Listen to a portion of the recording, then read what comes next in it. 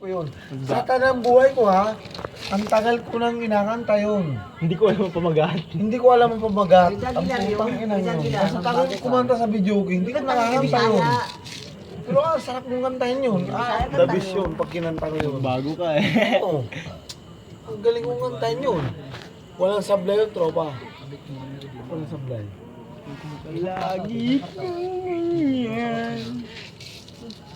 Electric pa na eh. Double deck yun. Ilang kwarto kayo? Dalawa. Tapos dalawang banyo. Saan? Bahay. Sino nakatara doon yun? Kuya, ano si kuya? Ikaw lang. Walang palabasin at anong oras na daw. Kailan dalawa? Sabi ko, mapunta ako sa birthday at minsan na naman na rin. Binigay sa susunod bayo para pag ako mauwi sa bahay. Hindi na siya kabukas. Pasok na, oh, sapatos mo, pasok dyan. Pinis naman sa loob. Binuksan ko yung ripat. Bigla ko lang gumising. Manitap ko na. Burito nyo nun ah.